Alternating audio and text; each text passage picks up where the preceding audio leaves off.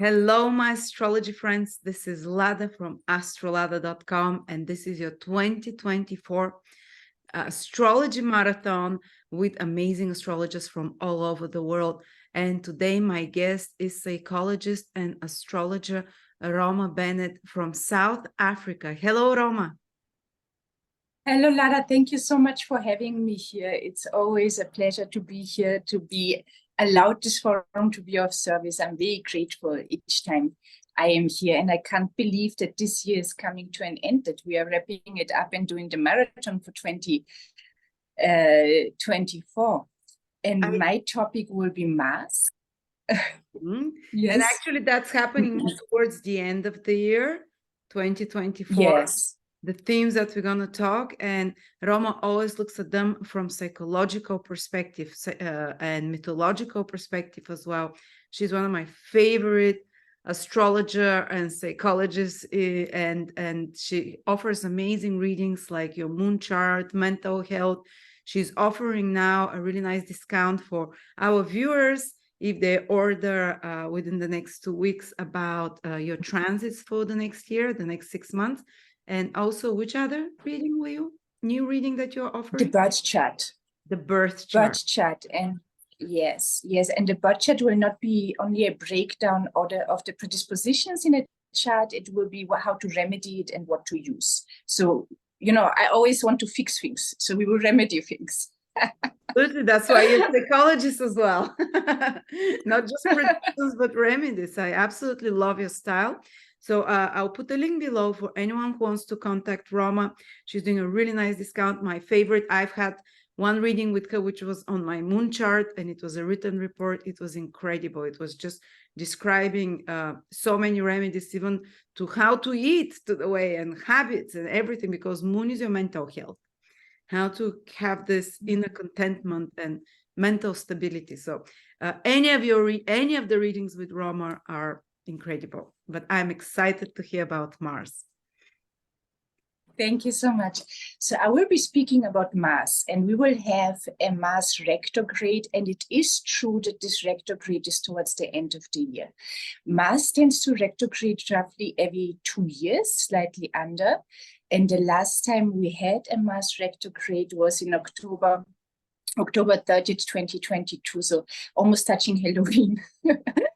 And I am very happy that this retrograde is happening at the end of the year, because Mars will be in opposition to Pluto, and we will have a year to prepare how to use this transit correctly so it can give us benefits. It is, I feel, one of the most difficult oppositions that one can have in the sky. So I will give some suggestions about how to prepare and what to change. We have 12 months to get there. December 6th is the countdown. This is when it's happening. This is when Mars is moving retrograde. And if you get a good manifestation out of Pluto-Mars opposition, then nothing can break you in life. It's as simple as that, because this is one of the most difficult ones. And Mars-Pluto opposition, it would be very easy to be apocalyptic about it and spread fear and say, oh, this is a disaster and this is a warlike situation. But this is not our way. We would like to look what the symbolism is of the planets. We would like to know what is the highest vibration possible in this opposition, and then how to use it to be good, to spread good. And it will go beyond you, because Pluto is a generational planet. Pluto in the sign of Aquarius is about many groups of people, bigger groups of people. So that was my idea. I would like us to get to know Mars. I would like us to look at Roman mythology, and I am choosing Roman mythology because they are using the same names for the planets as we are using for astrology. So you will understand who is who, and the planets are gods in Roman mythology. And the idea behind it is, I feel that if you get to know the story of a person, if you get to know the family constellation and where they were born into, then you have empathy. You might not like Mars, you might not dislike Mars, but you have a better understanding, and you have a better idea of where Mars is coming from. So Jupiter and Juno were a couple, they were married. And Juno was Jupiter's third wife. And Jupiter is the planet of blessings. He's the planet of abundance, and he's the planet of prosperity.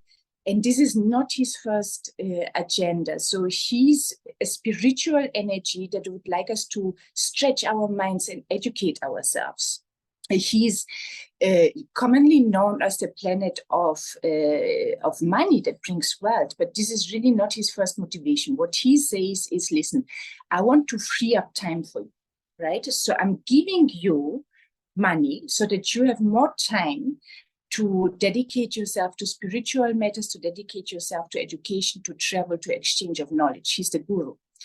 And by giving the materials, we have more time. The lowest manifestation of Jupiter would be to be lazy during this period of time. So you are provided for and you are not educating yourself. You're not doing any spiritual activities, not not dedicating yourself towards learning something new and learning more.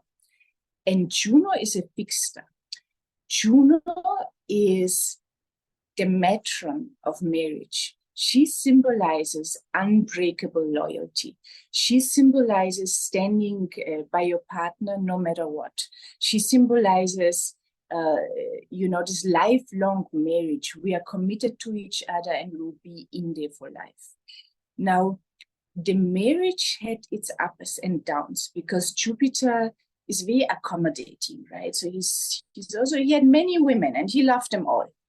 He had a little bit of a hard time being faithful to Juno, and she took it as a personal insult.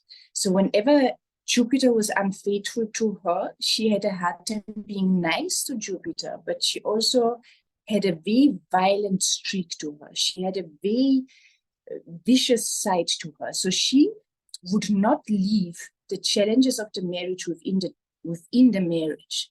She would go after the woman that Jupiter had an affair with, and he would go after the children and sometimes after the children's children. So this is the first hint to understand Mars a little bit better. His mother had a hard time seeing, listen, this is the offense and this is the punishment, and they are in line with each other. They are in balance with each other. They make sense to each other. If she was aggravated, she didn't know when to stop. She didn't know when it was enough. And I think one of the worst examples, just to understand where I'm coming from, how far she could go, was when Jupiter had an affair with a mortal woman and Heracles was born out of this liaison. And she sent madness upon his mind. And in this state of madness, he has killed his wife and his children. Megara was his wife and his children. And then came back to the senses. And how can you continue life like that? You feel guilty, you feel, ashamed. And it was, so she was taking it down 2 generations. Jupiter did something wrong. The husband did something wrong. And she was taking the revenge down 2 generations. She had a very hard time controlling it. Now, Mars was born into this, to these parents. And he was not sired by Jupiter. It is said that Juno put a fertile. He was not made by Jupiter. He was not his father. So Jupiter was not Mars's father. But he raised his him. social father. But he raised him. He was, yeah. So, but he was not his mom. He was not the biological father. He was the social father to Mars, which was a blessing to him. So it is said that Juno put a fertile flower inside of herself and Mars grew out of that.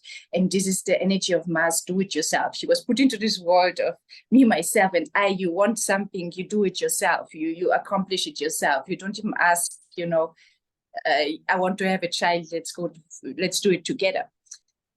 And Mars has inherited his mother's streak for violence, his mother's warlike side, if you want. But he had better control over it than his mother. So he was put into this dysfunctional family, if you want, right?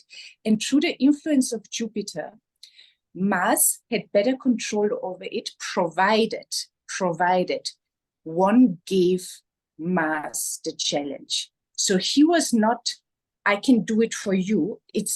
Mars is like remedy or poison. He will use you or you use him. So you have to say, my goal needs to be bigger than I can imagine. It needs to scare me. And Mars would say, let's go. I'm on your side. Let's do it together. And he will support you in that. And Mars, if he's unleashed in his anger, then it is said that 2 children assisted him in warlike situations, 2 of his children. And one was Deimos, and the other one was Phobos. And translated, this means fear and terror. So if Mars was put into a warlike situation, fear and terror were assisting him. He is unleashed. There's no limit to what he can do. He can be very, very violent. And what I didn't know about Mars, I only found this out when I was reading the mythology. He was known as the patron of agriculture, but more precisely finding land to maintain, to work on.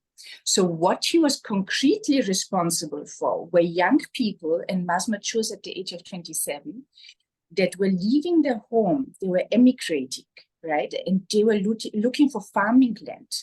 And it's a scary, if you emigrated ever, if one has ever emigrated, this is a scary thing to do, because you're leaving your social support, you're leaving your family, you're going into the unknown. You don't know how long it will take you to settle. It will be definitely a more challenging time. It's a bit like the pioneers, that went to land. That's very Mars energy. That's why they say that the Western energies are Mars ruled, like all Westerners, the Aryan race type of thing. And in Vedic astrology, Mars rules property and land. They say in Vedic astrology that you have Mars on an angle stronger than, Venus, for example, you have more land and property, while Venus, you have more valuables, maybe money in the bank or jewels or whatever, but Mars is land, exactly like you said, and property, real estate. Yes, I didn't even make the connection. So he's important when it comes to farming, but he rules more the niche of finding farming land, settling down, doing the initial 2 years of making a home somewhere, working harder, definitely. And he had 2 animals that were guiding people who went into emigration, young people, right, that went into emigration and said, we have to find land to make a home, build a family. And this was a woodpecker, and these were wolves.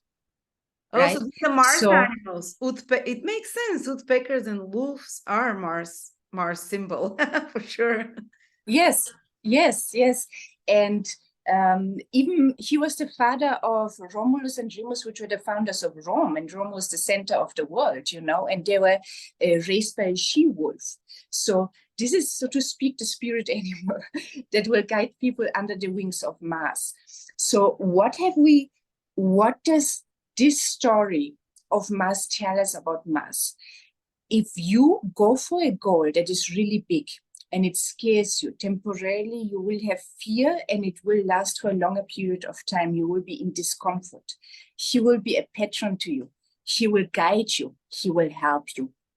If you do not have direction, if you do not have the will to leave your comfort zone and challenge yourself, he will be using you. I am sorry to say that like this, because your temper will raise because of the dissatisfaction of having progress in life. If something is alive, it needs to grow and evolve. And this means leaving your comfort zone now and again. It will be like that. And if you refuse to do that, you will be frustrated, and this can go towards the people in your social environment, against yourself, self-sabotaging behavior, just to have something to fix, so you have the feeling of having a win. So with Mars for 2024, you need to be very brave, and you need to tell yourself, listen, this is my goal. It's very big. It scares me. It's so big, I can only whisper it to other people because I'm scared to say it aloud. And then you're preparing your mind to go towards that, and allow Mars to help you to be brave, right? So this is how we use Mars correctly.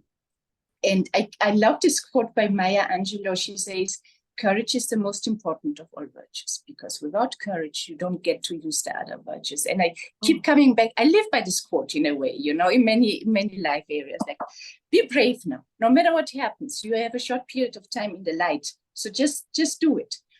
And Mars on the lower vibration can be self-destructive and destructive to other people. She can put you almost in a loop of destroying, fixing, trying to fix. It's a wasted energy. He's your vitality, he's your body. He rules the first sign of the zodiac, Aries, which before you can even maintain or plan further, you have to get things done, you have to do things. And this is where you need Mars for. A healthy Mars is a Mars whom you tell where to go or ask for support. This is the direction that I want to move into. And my little bit psychological suggestions for 2024 for the preparation of the retrograde of Mars would be, number one, try to create a security cushion in as many life areas as possible, an airbag, so to speak. And the reason for it is, if you go back to October, end of October 2022, and you see what topic was prominent and putting you under pressure. Now, this topic will not repeat because the Mars retrograde was in the sign of Gemini. And now Mars retrograde will be in the sign of Leo, going into Cancer, forward into Leo again. But the amount of pressure that you are under, the pressure cooker situation, the feeling around it, right? This will repeat and this will multiply because Mars will oppose Pluto. So this will become a little bit more. And the idea is that if you provide, for example, you cook ahead and you freeze it, you have additional babysitters on your phone that you have found reliable, you have an additional doctor's number, you have a rental car place number. So you allow yourself to slack in certain life areas for a few days so that you can put all your attention into fixing what Mars and Pluto is demanding for you, the Mars retrograde is demanding for you. So you have a year to create these airbags, a year to create more space, to put full concentration into something. Mars retrograde will make a topic that was important, urgent. So it will move into the category of urgent and important, and you will have to give it its full attention. And you do not want, preferably, to add the stress of, if you have many responsibilities in your life, to add the stress of you slacking in other life areas, you're not performing there correctly, right? So 1 year to do that. Then, if you could start implementing the habit of, if something takes less than 5 minutes, do it now. Right, so there's no, I do it tomorrow, I do it later. If something, it's a 5-minute rule. If something is under 5 minutes, please make an effort to make it a habit that you do it instantly, that you do not delegate or delay, you see to it instantly. Then the third thing I would like to suggest comes from cognitive behavioral therapy, and it's an Enger chart.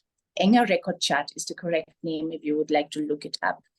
And it can be used for any emotion that you would like to get to know a little bit better in your life. So if you do introspection, you will know that you will have positive and negative emotions. And sometimes the negative ones take charge of you. You are not its master. They use you. You use control in your mind. And this can be sadness, this can be anger, this can be anything that you perceive as destructive to you. It doesn't help you, it doesn't serve you, it holds you back, right? And now this chart is beautiful to understand your personal triggers, the stimuli that are necessary in order for you to be pushed out of your emotional control. And it's just a piece of paper on which or you can have it on your phone, on your devices, and you write what has happened, when it has happened. And I encourage you to write the date, the time, and the minutes, to the minute. This is important. I will explain why just now. Then how was your physical reaction? Did you start shaking? Did you get nauseous? Did you get a headache? Did you feel sleepy? Okay. Then how Have you resolved it, and how long did it last? Okay, and the minutes are important, because if you have this chart with you, it needs to be handy. It needs to be on your fridge, in your car, in your handbag, wherever you have it, and you do it religiously for about 3 weeks. And after that, you will see a pattern. And this pattern will give away what is your trigger. And then you will be able to either avoid it or resolve it or manage it. That's the idea. Was that clear? Does it make sense? I think that's very helpful for, like, my whole family is very Mars family. We're Mars constellation. Everyone, my father, my mother, either have Mars conjunct Sun or Mars conjunct Ascendant, my husband, my children, or Mars hard aspect. It's like an angle. And we're like, we're super easily triggered. That's what Mars family is. It's like an Italian family. Would that help? But for us? I feel, you know, but maybe look at it that way. If one of you did not have this Mars, it would feel out of place. It would not be able to stand up for himself or herself. So like this, you at least have an understanding. It's a loud understanding, but you have an understanding, you know? It's funny. But okay. Yes, but we're very impulsive, though. You know, it's like this Mars is immediate gratification versus prolonging, and this triggers. So it's like the adrenaline is too high always.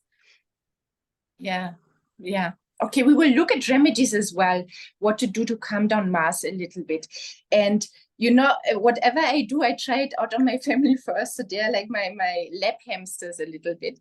And I tried out the anger chart with my daughter. Because if you have somebody in your close social environment and you keep getting into tension situations, you might generalize in your mind, we always fight. You know, it's like you will be not able, because you are emotionally involved, you will be not able to see that there's a pattern behind it. So we did this chart. We do this chart. And after 3 days, the time was 11:41, 11:43, 11:40 something. It was unreal. It was within a radius of 3 minutes each day. So I asked my daughter, what? Yeah. Something people get triggered around the same time. Wow. Okay. Let me explain what happened and how simple that it is. And I'm not saying it's simple in every case, but let's start with the least, dangerous one and work our way up, right? So we sat down and she said, you know what, I'm hungry, because it's just like 1 hour away from lunchtime, but I didn't have, like, it's away from, so she is somebody low blood sugar. She gets hangry, I think is the expression, hungry and angry. And then, you know, I'm a Leo, so step on my toes. It might be something as simple as that, not that as simple as that. And so their solution was really just have a banana or a yogurt or something, you know, that will spike your blood sugar a little bit before you have lunch. Simple solution. I'm not saying it will be simple each time, but I'm not saying it's a catastrophe each time. I am saying approach Mars maybe a little bit scientifically, and you will be surprised what the pattern will tell you, right? And as I said, if you're emotionally involved, that's why you shouldn't do therapy on your immediate family. If you're emotionally involved, you will not be able to see it. You would need to write it down. So this is highly, highly encouraged to get to know yourself, right? And then the next suggestion that I have is, you know, if you get into a conflict situation, I would love you to teach yourself to split this conflict into 2 variables. And that would be the importance of the goal and the importance of the person. Right? And I know that if you are challenged, if one is challenged, one will feel, I need to respond instantly. I have to do something. I have to say something. So to develop the habit of, hold on a moment, how important are you to me? To step back and just in split second, I know it will be clumsy, unnatural at first. It will get quicker with time. And you will put a little bit of a Saturnian energy to even Ketu is research, right? The south nodes, and the south node puts like a vent on it. It takes out a little bit. So what you're doing is, in your mind, think if it's worth the battle. So if the person is very important to you, if the person is somebody close to you, you need to maintain a good relationship and the goal is not as important. Try again at a different time, right? Smooth the person, try again at a different time with a different approach to introduce your goal again, but maintain the relationship. If the goal is more important than the person has no relevance to your life. I know how it sounds. We have to keep it moral and ethical, of course, but there's no, there's no relevance to this person. The goal is important. Don't hesitate. Do it quickly. You don't want to prolong suffering, so to speak, right? And Mars is like, do it quickly, grab it, get it done with, apologize and go. You know, don't prolong it. If goal and person are not important, withdraw. Do not fight every battle. It's not healthy to fight every battle. It will exhaust you. You know, this is not healthy for you. And if both are important, the goal and the person, then you have to, and you have time, you have to find solutions, a few solutions and pick one. So it will, compromise is overrated. Compromise is almost a lazy person's solution. The best is to say, listen, what do you want? What don't you want? And then see where you have the same agreement on what you want, what don't.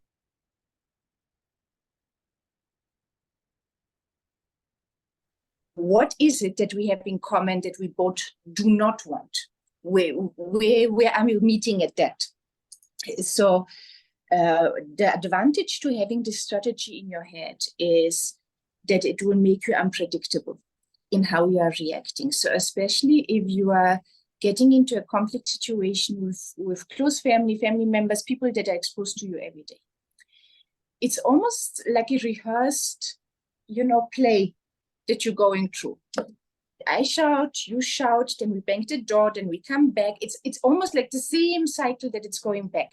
And if you start looking at it a little bit more scientifically, adding this little bit of Mars, Saturn energy into it, then you will react in an unpredictable manner, and that will give you respect. That will give you power as well. They say and that the last in astrology that Mars is the most unpredictable planet. This is ancient astrology before Uranus was discovered. Yeah. It's Mars, it's very hard to predict when it becomes visible, exactly where it disappears, when it appears. And yeah. I think that's the best way to use Mars in an unpredictable, not always to get angry, always to step back, or always to capitulate, or always just to run away or just to fight. Exactly like you said, judges situation logically, and these are the best strategies. That because Mars is a general. Mars is a general, and the best generals are exactly like you said. So that's you're saying you should use that strategy always in life, but especially during Mars, the pre-shadow period starting in October and into December up to May sometime, when Mars is in that sphere of retrograde and direct. Yes, it's a long period of time, but as I said, luckily we have time to prepare, we have time to strategize. So we will not be used by Mars, but preferably use this to our advantage. And on that note, I encourage you to be in the spirit of the Lion and the Fox, this is a book by Machiavelli, Il Principe, the Prince. And Machiavelli was an advisor to the Medici family, and the Medici family was immensely powerful. They were anything from kings and queens to Pope. They were holding very, very high positions. And Machiavelli was an advisor to the Medici family, and he was the one that helps to understand how to gain power and how to maintain power. So if you think about it in almost science, right, how to gain power, it's Aries, and how to maintain power is the sign after that. It's Taurus, you know, it's how do I stabilize the power that I have accomplished. It will require different skills to gain power. It will require different skill sets to maintain power. One person might not have both, but if you have self-knowledge, you can teach yourself a lot, right? And you can lean on the correct people to gain the understanding for what do I want. And Machiavelli said a good ruler, and in your life, preferably, I would love you to see yourself as a ruler, You know, you're the queen of your life, you're the king of your life, you're the ruler of your life. And sometimes you take on any role, sometimes you're the general of your life. So Machiavelli said, a good ruler is somebody who is like the lion and the fox, because the fox is able to see the traps and the lion is able to scare off the enemies. Now, the lion cannot see the trap and the fox cannot defend itself against wolves. So you need to be a little bit both of them, right? Maybe even read the book if you find time. It's something that is timeless, you know. Acquisition of power and maintenance of power will be a topic with us forever. This will be always this will be always interesting. This will be always relevant to know. Okay, and I will move on now to what is Mars up to in the year of 2024. And the year starts quite well with Mars moving into the sign of Capricorn.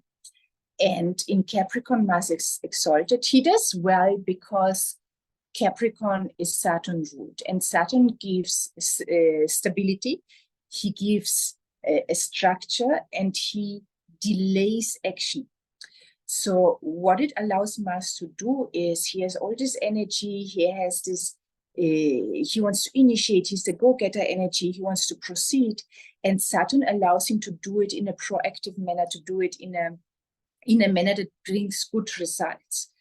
And Mars in Capricorn is very well used if you have long-term goals and you would like to now the thinking part of it is done, and it comes to the doing part. You know, you have to get up and do things in order to accomplish it.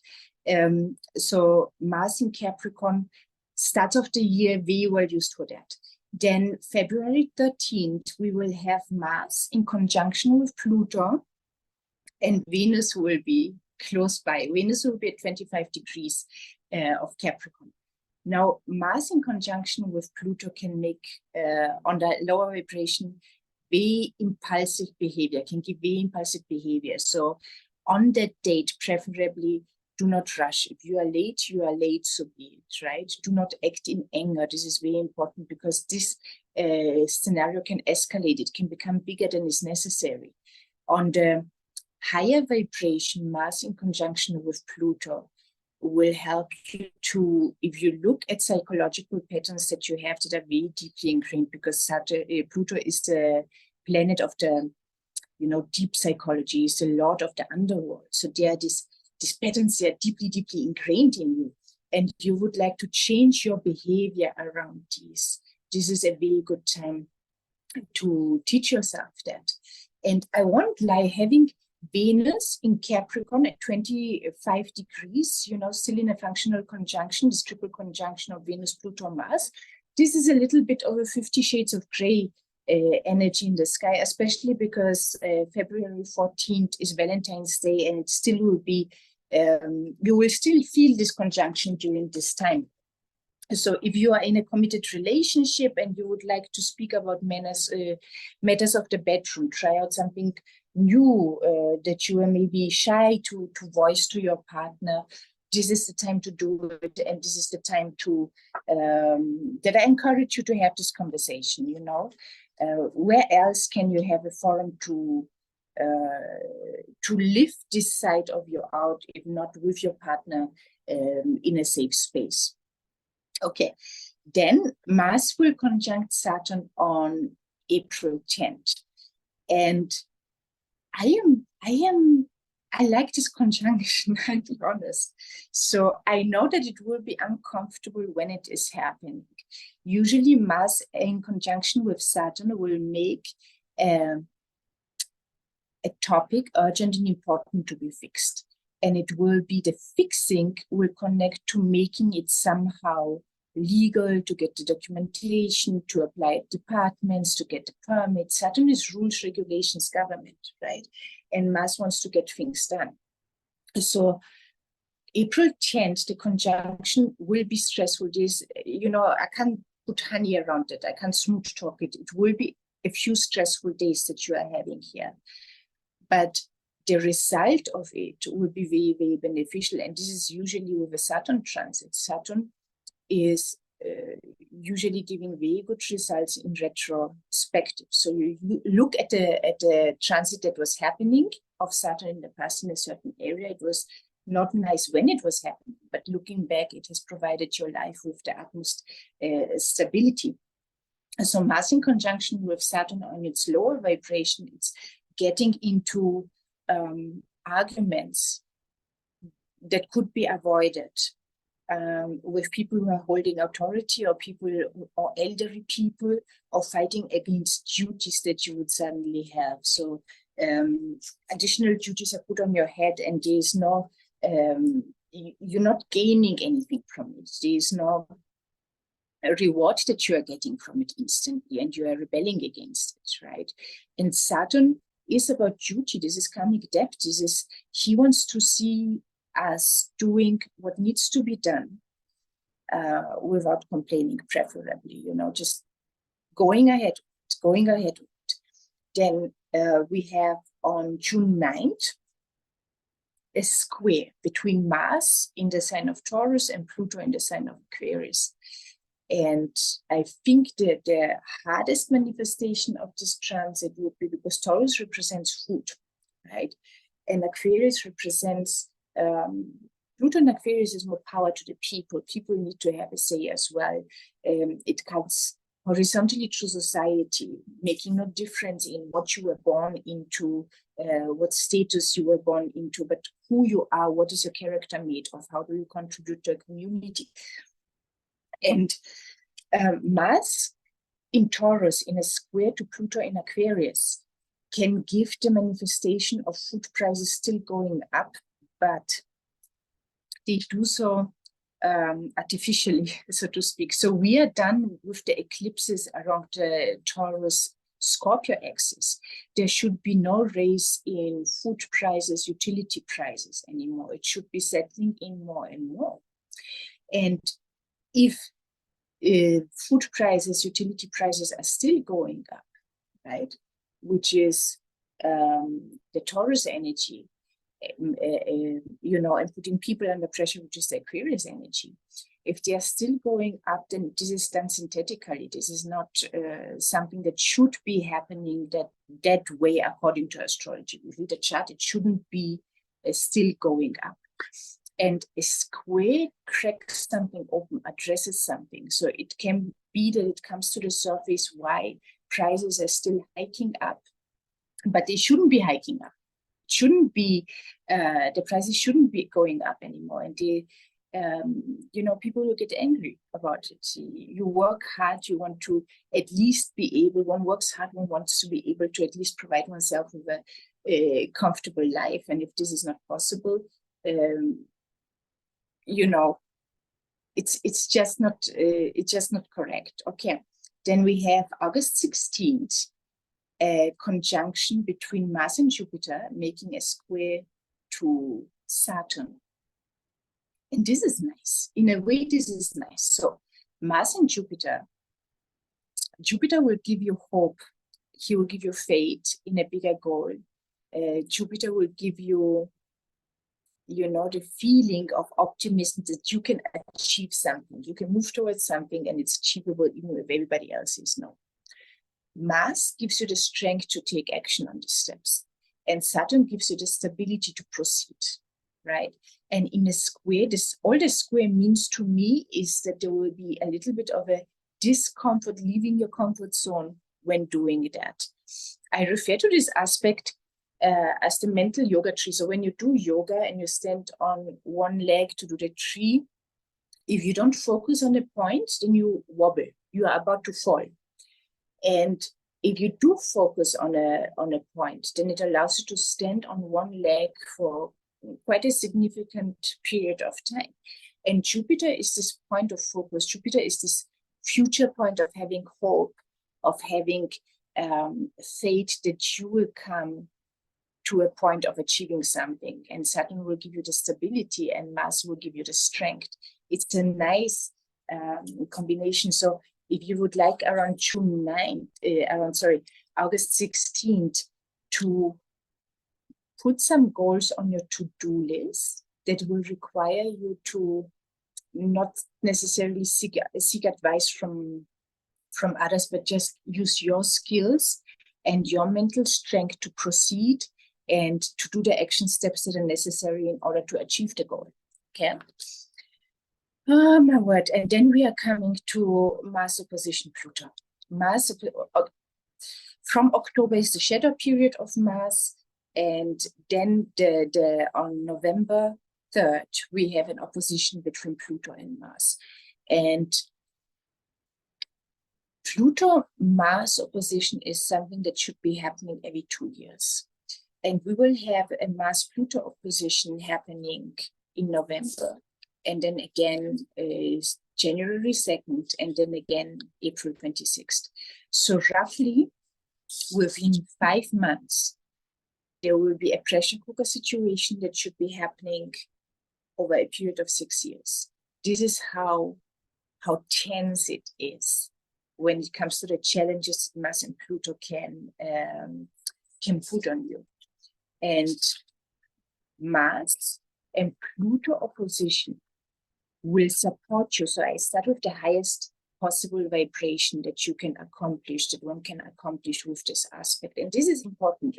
Keep in mind, it's almost like a test. If you can do well and get a good manifestation out of Pluto-Mars opposition, then there's hardly anything in life that can break you, that can put you to your knees.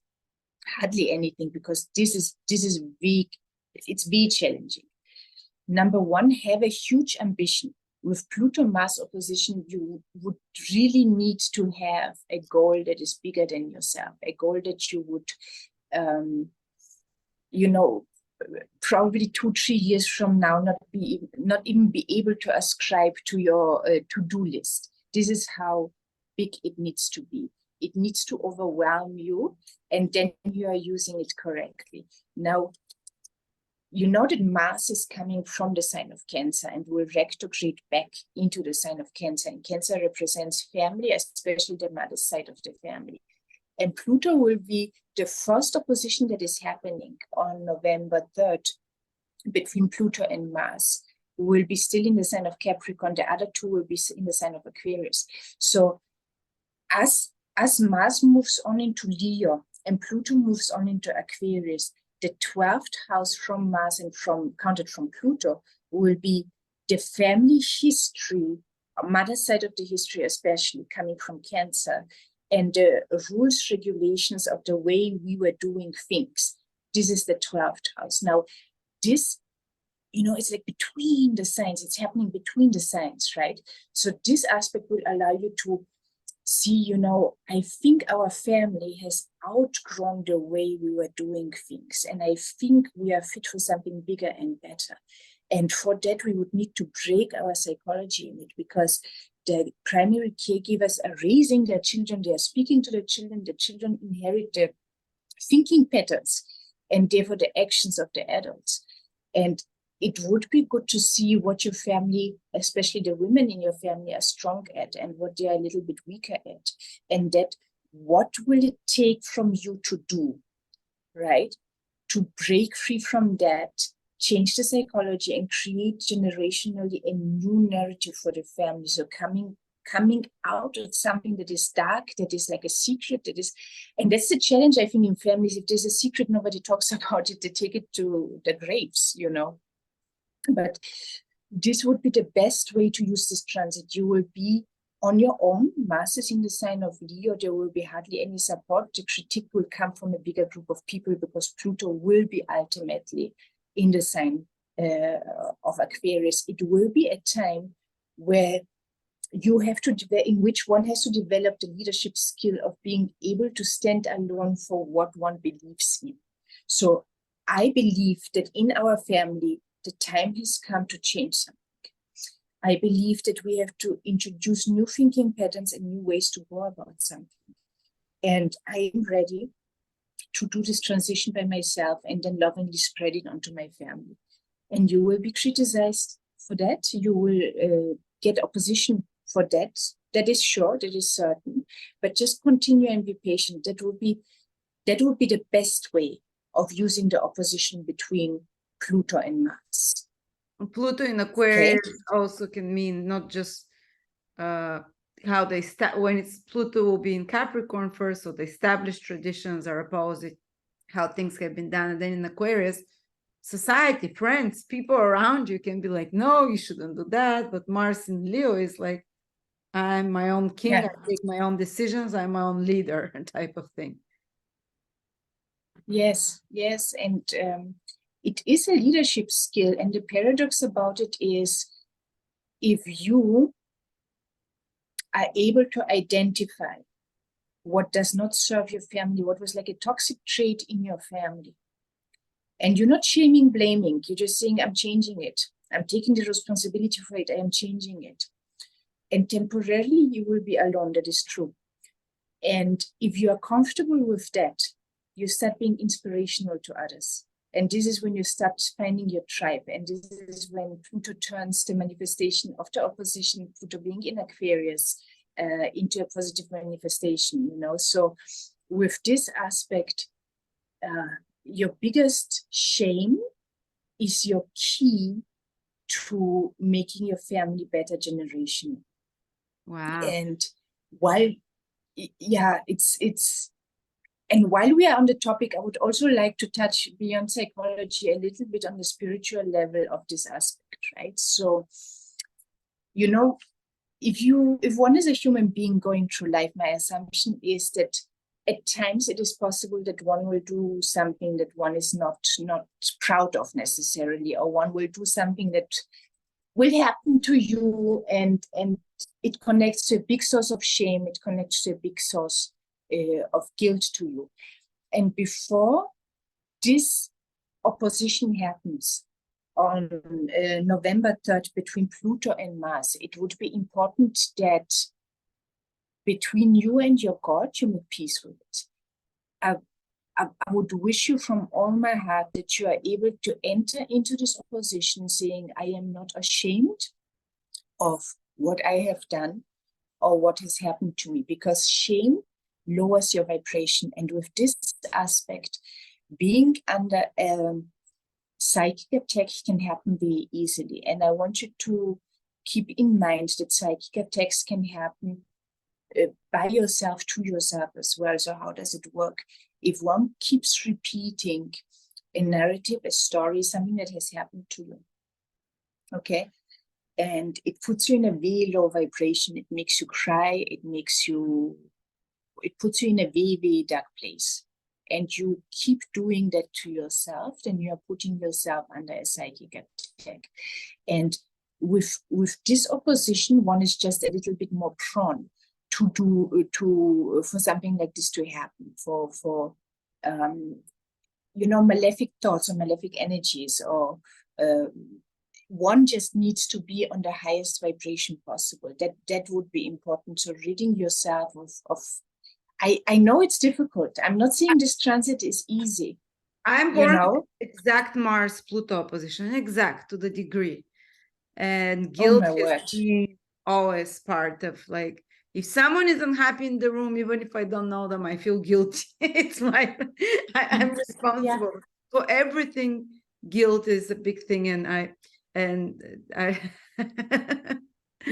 can totally understand, like, trying to talk, and you being kind of self-destructive, or your thoughts even becoming self-destructive, how you self-punishing. Yes, it's true, it's doing a psychic attack on yourself if one believes in these things, you know. It's you can weaken yourself as well. And with this vibration, one really needs to be, oh my word, on its highest vibration possible, because this Mars Pluto opposition, it can crack open, you know, like a gap in you, in your shield, for entities that are not healthy for you to be around. And this is why the first thing you do is to forgive yourself. You have to let it go. You have to, it's between you and your God. Nobody else is watching, but you need to be clean, so to speak.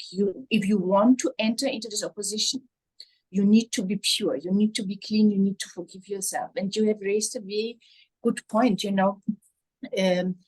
if we have arguments, right, if there's an argument in the close social environment, family unit, then there are usually 3 ways of resolving or reacting. And one is to attack, one is to withdraw, and the other one is to please. And if I am guilty of something and I'm trying to control it, is I am pleasing. You know, I want to make the person better. What it does is I am rewarding bad behavior. And I know better. I know I am doing it. And I will go and I will reward bad behavior, right? And it makes me an enabler, you know, because what I'm teaching people is if you behave like this, then you get what you want because I am a pleaser. It's very hard to break this habit. Sometimes I have to lock myself in a room for 5 minutes and say, you know, cool off, don't do anything, you know, rather withdraw and please and be good in connection with bad behavior. But back to the opposition. So let's go through it again. On the spiritual level, please cleanse yourself from any guilt. You need to do it. You need to be as clean as possible.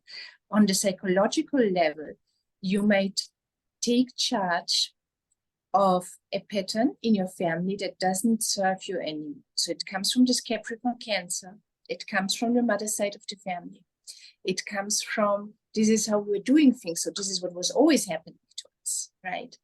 And imagine for a moment how it would be, how your family would be if the women would have a good manifestation in an area that they're traditionally weak at, you know, and just dwell with these thoughts. Allow these thoughts to, it's a seed that you are planting into your mind and it gets bigger and bigger. And then you can take action on it and be prepared to stand alone for a while. And when you are comfortable with being alone, there will be suddenly 100 people saying, well, can you teach me? Can you show me? Can you help me? You know, that would be the best way of using this opposition. Do we want to look at the much? Can I ask you what degrees the 3 oppositions are happening? So I think it's like if you're late Cancer or late Capricorn, the last 4 or 5 degrees, you'd feel it. The first one in November, but the second one and the third one in 2025, if your early degrees Aquarius or Leo, yeah, the first 5 degrees of Leo and Aquarius. And I would add with the first opposition, which affects more Cancer, Capricorn, the later degrees, I would add even the early 2 degrees of Aquarius, 2-3 degrees of Aquarius and Leo, plus the early 2-3 degrees of Scorpio and Taurus, and the last 2-3 degrees 4 of Aries and Libra into the first November one. That they'll feel it. If you have any planets there, that will be definitely big activation. It will be a challenging activation. I believe your moon is in the sign of Leo. No? But it's the late degree. My ascendant is there. My ascendant is the 2 Aquarius, so that will be, this opposition will be happening exactly on my ascendant descendant. So okay. That will be more about stepping into your own power a little bit. Actually, I can walk through the signs, right? And I will work. Perfect. Yeah, but this will be, you know, I'm sure there will be another in-depth video just about that, but I'm happy just to touch on it, right? So I will work with Mars being in Leo and Pluto being in Aquarius. And I'm saying this because it's happening really on the line between the signs, right? And for Aries, Mars will be in the 5th house and Pluto will be in the 11th house. And Mars in the 5th house will say, you know what, I have to put in more strength and energy and proactivity into, for example, into something that you're creating out of nothing. So this will be, for example, your own business or art, if you're doing that, or the family that you are building, if this is children. And Pluto in the 11th house, best manifestation would be that you get to convince people who are holding power and authority to support you in that. The worst manifestation would be that you would be criticized for this endeavor. Okay, for Taurus, Mars will be in the 4th house and Pluto will be in the 10th house. And that can Mars in the fourth house, you have to be a little bit careful of accidents happening within the home environment. Mars is action, remember that. And remember that if you're working with the symbolism of a planet, then this planet is obliged to bless you. And Mars wants to see movement and Mars wants to see change. And so in the fourth house, if you can move furniture around, if you can maybe put pictures, move pictures from one world to another world, just that there's some movement and some change.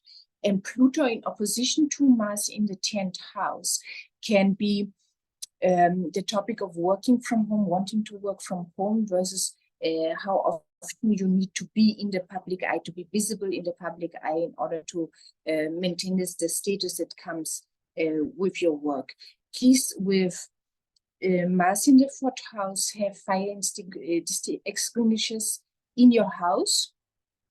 Ready for this period of time, and also the first aid kit that is up to date. Okay, then Gemini is actually looking good because you will have Jupiter in the sign of Gemini by the time Mars enters there, and it will be in the 3rd house. Pluto will be in the 9th house, and Gemini represents a quick mind. Gemini represents exchange of information. It represents, you know, a lot of communication, emails, phone calls. It represents friends. And Jupiter and Mars coming together in the sign of Gemini would like you to, preferably with aspecting Pluto in the 9th house, speak about something that is close to your heart. Exchange knowledge, publish it. It can be a podcast, it can be a book, it can be any way that you find, you know, suiting you to put something a little bit more into the public eye, publishing it a little bit more. And Jupiter in conjunction with Mars again creates this energy of I have faith that I can succeed in something. And Mars gives the strength to proceed with it. Now for Cancer, Mars will be in the 2nd house and Pluto will be in the 8th house. You would like to redefine your finances and start with southward first. So everything for me starts with psychology. Look at where have I undervalued myself? And then the opposition is happening to Pluto in the 8th house, and what am I deserving of in connection with building investments and resources, right? Leo is in the 1st house, Mars, 7th house will be Pluto.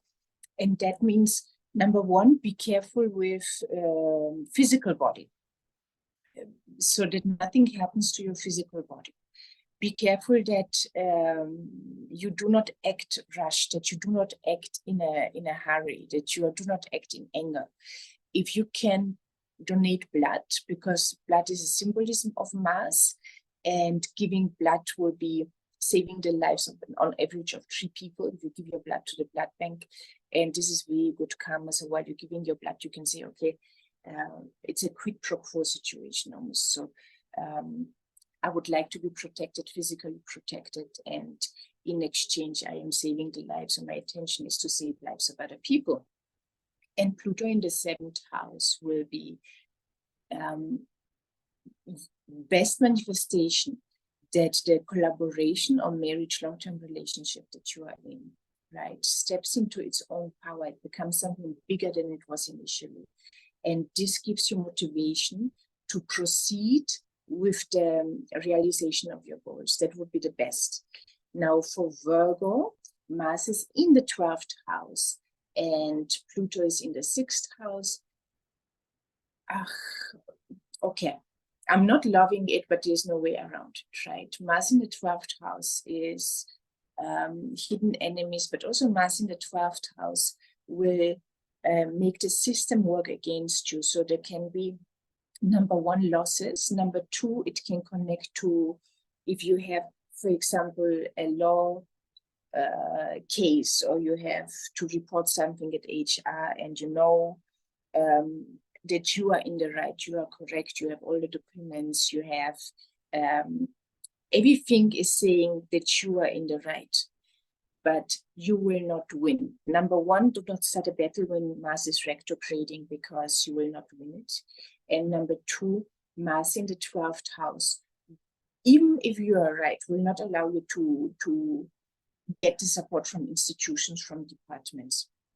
And losses are just likely with this aspect. So preferably with Virgo, concentrate on psychology, concentrate on spiritual growth, because this is what the 12th and 6th house axis would support. So your spiritual growth, your psychological growth, 12th house, which translates into your body and your physical strength, and that would be the 6th house. Okay, now for Libra, Mars will be in the 11th house and Pluto will be in the 5th house. And oh, this is so good, because Pluto will force you, he doesn't ask, but Pluto will say, I challenge you to step into your own power of creativity. And creativity, not in the sense of being arty and not in the sense of being, painting pictures. I'm really speaking about prana, about chi, about the force of creation, the life force that you have in you in order to create something. And Pluto will say you are capable of far more than you are giving yourself credit for. And then Mars in opposition, sitting in the 11th house, best case would be that you take the initiative Mars is doing and say, listen, can you look at my art? Or can you look at my business? Or can you look at what I've created? Can you look at the book that I made? Can you look at the music that I made? Okay, so whatever you have created, and you're taking initiative here. And for Scorpio, Mars will be in the 10th house and Pluto will be in the 4th house.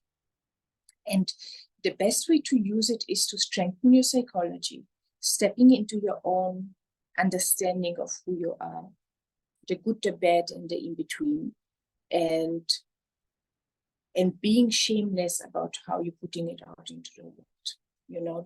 Don't be scared about it. And for Sagittarius, Mars will be in the 9th house and Pluto will be in the 3rd house. So we are looking at connecting preferably with communities in your immediate environment that will be Pluto, that are marginalized in some way, that are not receiving the support, cut out from both support, that could do better. There are resources. If just channeled a little bit differently, they could benefit these communities a little bit better. And then standing up for them, that would be, I think that would be the highest way of manifesting this opposition. For Capricorn, Mars will be in the 8th house, Pluto in the 2nd house. Work on your money psychology until it comes to the opposition between Mars and Pluto. Make yourself strong in what you will be preferably capable of in your finances generationally. So what do you need to start doing in order to make a difference generationally? And Capricorn is happy with the topic of money houses. It's an earth sign. It likes to create steady stability, slowly, one step at a time, just doing the best you can do for the day, and then repeat the next day on repeat. And for Aquarius, Mars will be in the 7th house and Pluto will be in the 1st house. And this is stepping into your own power and saying, listen, in the collaboration, long-term relationship, marriage-like relationship,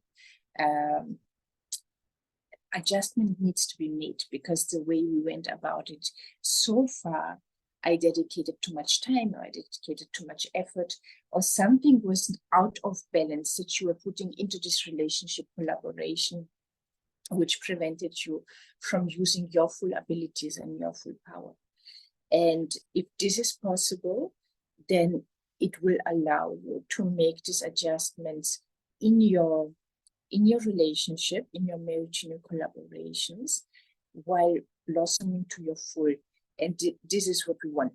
Growing into your full potential is challenging. I'm not saying this is easy. This is definitely about leaving your comfort zone now and again, humiliating yourself. It's perfectly part of the process. It's worth it, because you have lived a life that was full, and you have lived a life that was really worth it. Then Pisces. Mars will be in the 6th house and Pluto will be in the 12th house. Okay. Okay. Again, as with Virgo, we would like to look at your daily habits and put more strength into them. What do I mean? I don't want your daily habits to be just, I'm doing something because it's part of my job. It has to give you some better long-term results, you know. Changing 1 to 3 habits in your daily life just by 1 degree that will allow you to grow steadily towards something. And Mars in the 12th house, Mars in the 6th house will just give you the strength to take the action steps to make this possible for yourself. Pluto in the 12th house. Pluto in the 12th house is tricky, you know. Just be mindful of losses, because Pisces as it is a little bit prone to losses that are irreplaceable. And Pluto in the 12th house can sometimes trigger these losses a little bit more. I think Pluto in the 12th house, the remedy for Pluto in the 12th house is to read maybe a little bit more about occult knowledge and topics of taboo. Pluto in the 12th house, on the practical level, would be, you know, unplugging your drains and your toilets and cleaning there. This is literally, this is the activity that needs to be done to keep Pluto happy. And then Pluto in the 12th house can also give the manifestation of connecting with ancestors, connecting with people from the other side, if this is something that is part of your belief or you would like to start doing. Be careful with Pluto.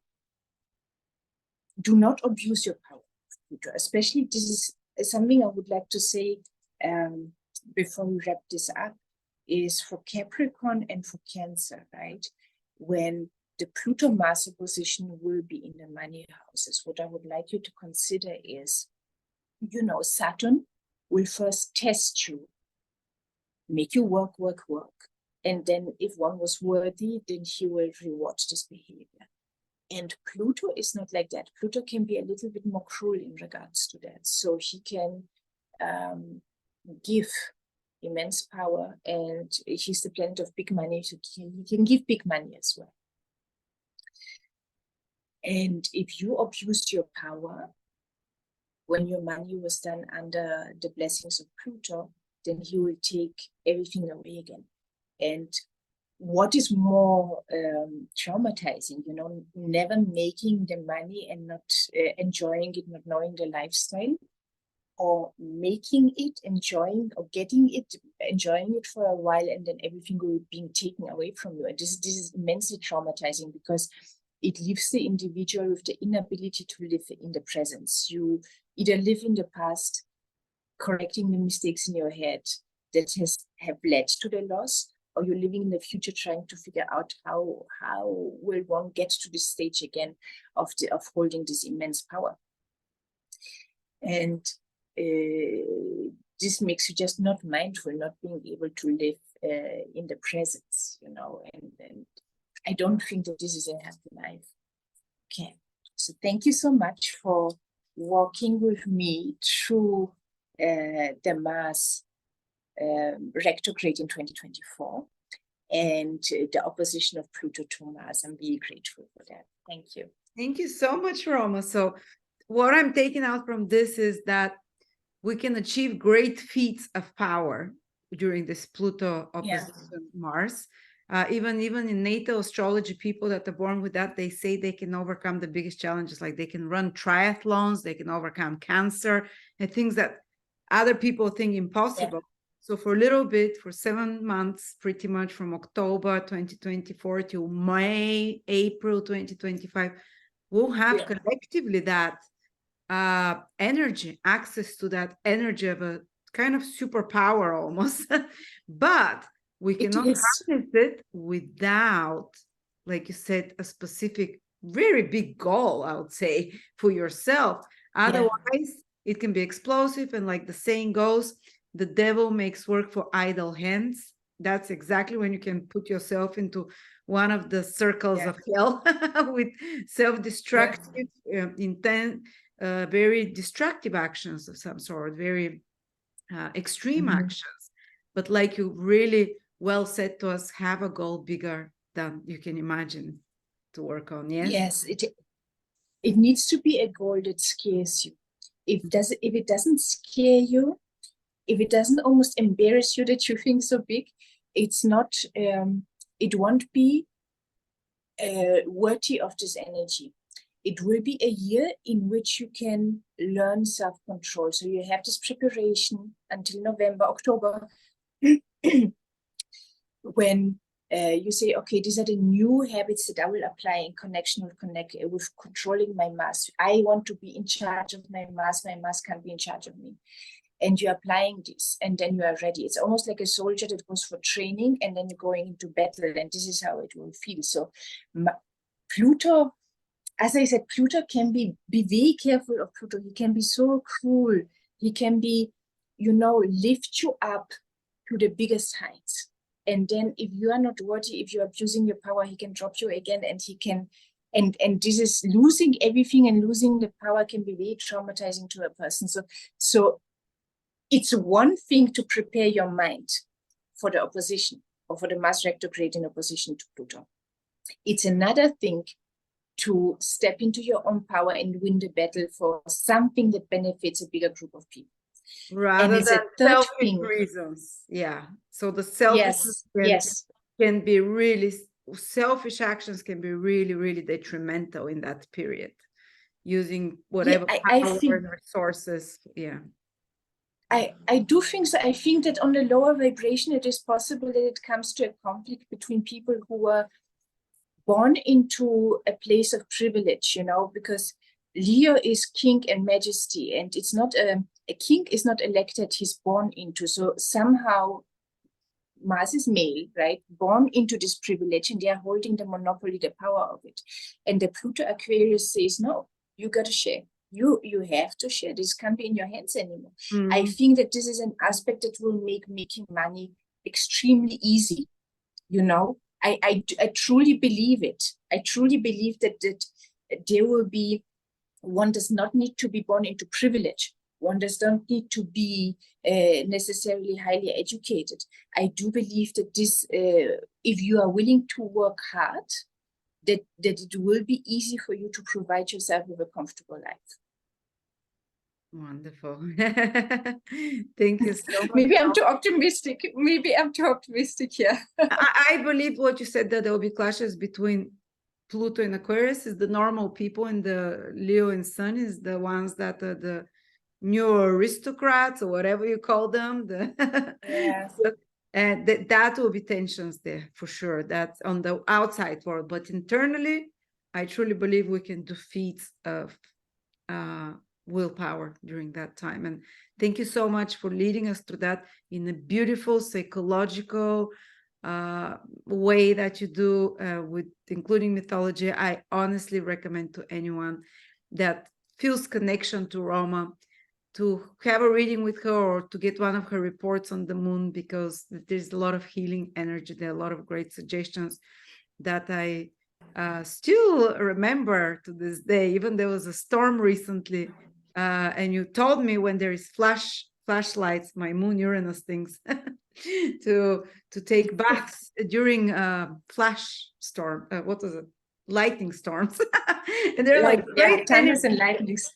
And every time there is a lightning, I'm like, I'm gonna go and get a bath. That's my moon Uranus energy to soothe it. But thank you so much, Roma, again. Putting link below to contact Roma, and looking forward to having you again to cover other interesting topics. Yes, of course. Yes. Thank you so much, Lada. I really appreciate it. Very grateful.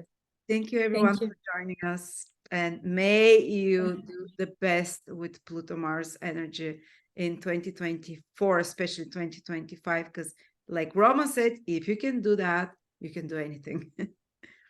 Yeah, truly. Thank you. Bye. Bye.